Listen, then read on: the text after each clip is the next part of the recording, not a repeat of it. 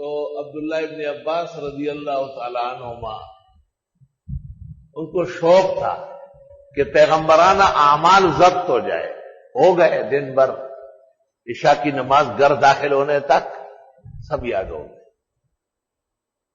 مرحبا اہلا و سہلا، کیا احسان فرمایا پوری امت پر، پیغمبر کا پورا دن یاد کر لیا.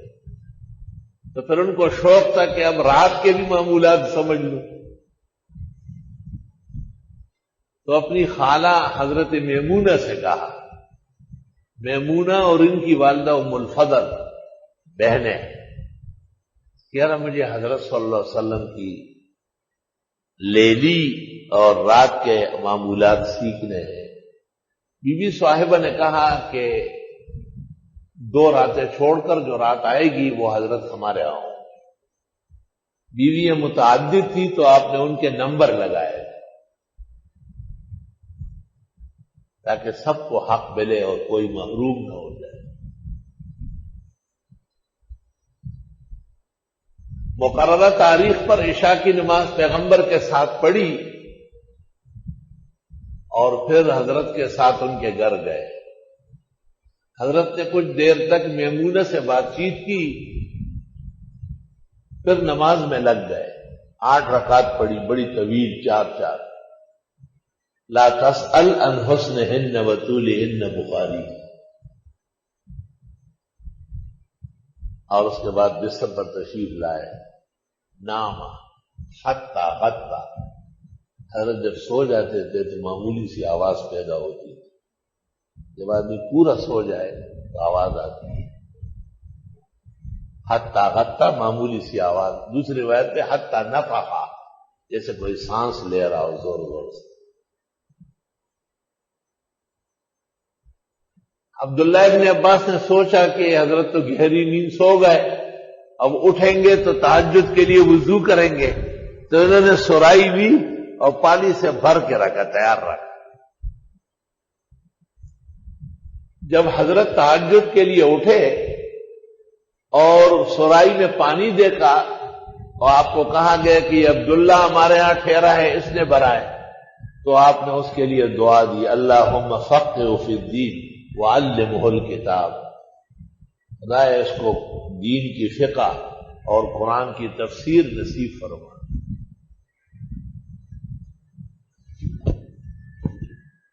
حضرت عمر رضی اللہ تعالی عنہ نے اپنے زمانے میں مشاہیر صحابہ کی کمیٹی بنائی اور اس میں بنیادی طور پر عبداللہ ابن عباس کو رکھا. بخاری شریف میں ہے، عبد الرحمن ابن عوف نے شکوہ کیا، لنا ابناء مثلہ، ہمارے بیٹے اس سے بڑے. آپ نے کہا وہ اعلمکم، وہ علم میں آگے. عبد الرحمن ابن عوف نے کہا ہم سب علم میں.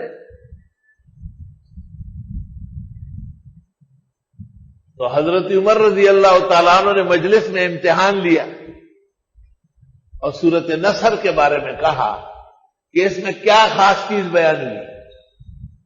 اذا جاء نصر اللہ والفتح ورأيت الناس يدخلون في دين الله افواجا فسبح بحمد ربك واستغفر انه كان توابا.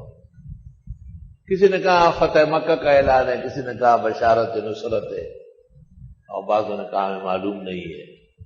تو عبداللہ ابن عباس سے پوچھا وما تقول انت، کہا فیہ خبر بنعی رسول اللہ صلی اللہ علیہ وسلم، اس صورت میں پیغمبر مجتبی کے سفر آخرت کی اطلاع ہے کہ بس تسبیح و تحمید و استغفار کرے اور آپ کا وقت پورا ہے.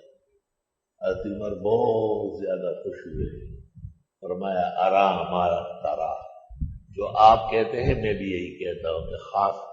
اب خبر بالموت موجود تو نہیں ہے، حاصل ہے. فسبح بحمد ربک واستغفر. معلوم ہوتا ہے کہ علوم قرآن سے وہ علوم جو حاصل ہوتے ہیں، جو ظاہر الآیات میں وہ تو سارا جہان جانتا ہے، اس میں کون سی بڑی بات ہوتی. مثلا ایک مثال دے رہا ہوں، ان تعدوا نعمت اللہ لا تحصوها. ان الانسان لظلوم کفار. دوسری جگہ وَإِن تَعُدُّوا نِعْمَةَ اللَّهِ لَا تُحْصُوهَا إِنَّ اللَّهَ غَفُورٌ رَحِيمٌ. ایک جگہ انسان ظالم کافر ہے اور ایک جگہ فرمایا اللہ تعالی غفور الرحیم. اب یہ دو ایک آیت ایک جیسی ہے اور اس کا اختتام علیحدہ ہے. اب جن کو قرآن دانی حاصل ہے وہ جواب دیتا ہے. وہ کہتے ہیں نعمت کا تعلق یا منعم سے ہے وہ غفور الرحیم ہے، یا منعم علیہ سے ہے وہ ظلوم اور کفار. آیت لوگ ولدان شیبا، اس دن سے نہیں ڈرتے ہو کہ بچے بوڑھے ہو جائیں گے؟ بچہ بوڑھا ہوتا ہے؟ جی ہاں. السماء منفطر بہ، آسمان ٹکڑا ٹکڑا ہو جائے گا تو بچے رو رہا ہے. چھت گرنے لگے تو کتنوں کی ہوا اکڑ جاتی ہے، بم پھٹے تو کتنی دنیا غرق ہوتی ہے، زلزلے آئے تو لوگ سمجھ لیتے ہیں کہ بس اب جانا ہے. اور وہاں السماء منفطر بہ، وہ جو استعجاب پیدا ہوا اس کو دفع کر دیا. السماء منفطر، آسمان ٹکڑا ٹکڑا ہو جائے گا. تو ایسے میں بچہ بوڑھا نہیں ہوگا تو کب ہوگا؟